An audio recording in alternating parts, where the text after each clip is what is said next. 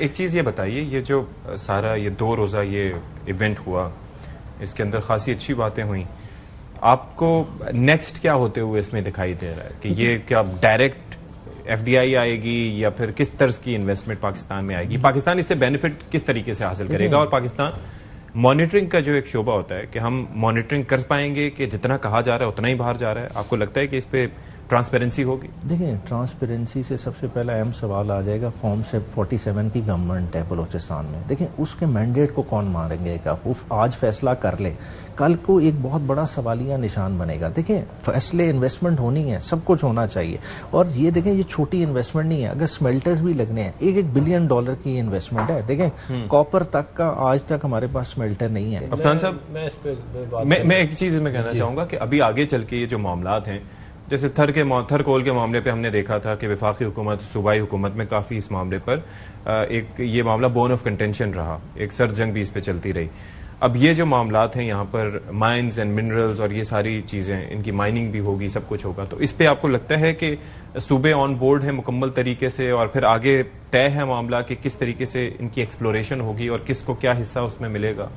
دیکھیں اس کے اوپر آئین بہت واضح ہے، اور تھر کول جو ہے وہ ایک پرائمری اگزامپل ہے جو آپ لے سکتے ہیں، جس میں فیڈرل گورنمنٹ نے اور پروونشل گورنمنٹ نے مل کے کام کیا، اور وہاں سے اس وقت تقریباً کوئی 3600 میگا واٹ کی بجلی پروڈیوس ہو رہی ہے سستے کول پہ، جو تھر کول سے نکل رہی ہے. اور تھر کول کی کیپیسٹی ابھی بھی بہت زیادہ ہے، اگر آپ چاہیں تو آپ اس کو 10 ٹائمز بھی کر سکتے ہیں. 175 بلین ٹن کے ذخائر، ہاں اتنے بڑے ذخائر 200 سال تک کہتے ہیں کہ پتہ نہیں کتنے 100 سال تک، 200 سال تک تو وہ شاید کہتے ہیں، میں ایگزیکٹلی نہیں مجھے معلوم، لیکن اگر آپ سعودی عرب کے جو آئل ریزروز ہیں ان کو اس سے کمپیئر کر سکتے ہیں، اتنے بڑے ریزروز ہیں ایسے ہی. تو اس کا پھر یہ ہے کہ یہ جو بیرک گولڈ والا میں نے آپ کو بتایا، یہ بہت ایک اچھا انیشیٹو ہے. اس میں سمیلٹنگ بھی ہے، بالکل ٹھیک کہہ رہے ہیں، اور ساتھ پاور جنریشن بھی ہے، کیونکہ سمیلٹنگ بہت پاور انٹینسو کام ہے.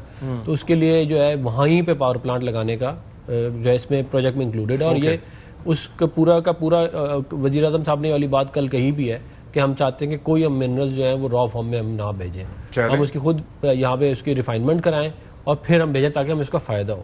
اور انشاءاللہ یہ جب یہ آ جائے گا یہ بیرک گولڈ والا پروجیکٹ، تو یہ آپ دیکھیں گے کہ بلوچستان پاکستان کا سب سے امیر صوبہ ہوگا. یہ ابھی بھی پر کیپٹا میں از ویری کمپیریبل، لیکن یہ آبادی کم ہے اور یہ 25% ہے یا کہتے ہیں ان کے پاس حصہ، اور اس کے اندر اگر یہ آنا شروع ہو جائے گا تو government of Balochistan is going to be very rich in the next 5 years. یہ آپ نے اچھا کیا کلیریفائی کر دیا. There is a difference between government and the people. Government of Balochistan is going to be rich, whoever is going to run Balochistan. یہ ایک ہے. اسی میں ایک اور بات یہ کہہ دوں، میرے بھائی نیازی صاحب نے یہ کہا کہ جی فارم 47 کی گورنمنٹ ہے. تو دیکھیں بات یہ ہے کہ یہ جو فارم 47 والی کہانی ہے یہ 2018 میں شروع ہوئی ہے، اور آپ نے اگر اس کو ریکٹیفائی کرنا ہے نا تو اس کا طریقہ یہ ہے. وہ آر ٹی ایس بیٹھا تھا، جب وہ آر ٹی ایس بیٹھا تھا. اچھا، اگر آپ نے اس چیز کو ریکٹیفائی کرنا ہے تو اس کا طریقہ یہ ہے کہ جو آگے الیکشن ہونے ہیں ان کے اوپر جو قانون سازی ہے اس کے اوپر ہم سے آپ بات کریں. ہاں چارٹر آف ڈیموکریسی پہ ہم سے بات کریں کہ جی ہم جو ہے وہ ایک دوسرے کو اسپیس دیں گے، اور ہم ایک دوسرے کے معاملات میں جو ہے وہ اس حد تک نہیں جائیں گے کہ بیٹھیں گے نا، مطلب لیکن یہ کام تب ہوگا جب یہ ان کی پارٹی کی ٹاپ لیڈرشپ اس کے اوپر ایگری کرے. وہ ملاقاتوں سے اور ان معاملات سے باہر آئیں گے تو یہ کام اس طرف فوکس کریں گے نا. ہم تو چاہتے ہیں یہ والا کام کرنا. میرے صاحب اس وقت پارٹی کی ٹاپ لیڈرشپ ہے کون؟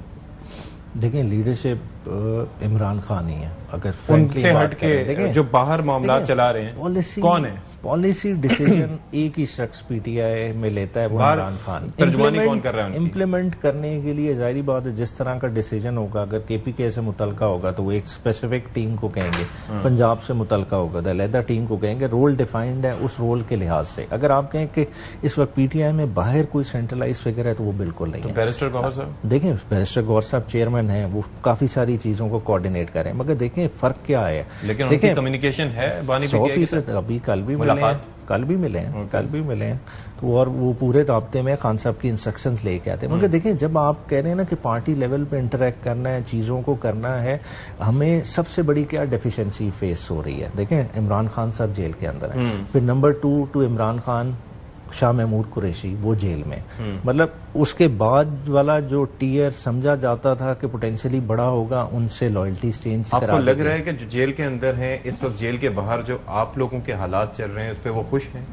نہیں خان صاحب کبھی بھی نہیں ان کو اس چیز پہ ہے کہ ایک دوسرے کے خلاف نہیں بولنا شاہ محمود چاہیے. قریشی صاحب کا کل کا جو اسٹیٹمنٹ آ کہ جو لوگ جیل میں ہیں وہ آپ کی طرف دیکھ رہے ہیں اور ان کے دل جلتے ہیں اگر آپ اس طرح سے کرتے ہیں. بالکل وہ ٹھیک کہتے ہیں. بات دیکھیں تھوڑا سا گریس بھی شو کرنی چاہیے. بنیادی طور پہ دیکھیں جو باہر بیٹھے ہیں سب کو پتہ ہے وہ بھی مشکلات فیس کر رہے ہیں, مگر ظاہری بات ہے جو جیل کے اندر ہیں ان کی مشکلات بہت زیادہ ہیں, اور خاص طور پہ جب اتنی سینئر قیادت ہو ان سے رہنمائی بھی لینی چاہیے اور ان کی وقتاً فوقتاً جو گائیڈنس ہے وہ یہ اس طرح کے مسئلوں کو حل کرنے میں بہت مدد دے سکتی ہے.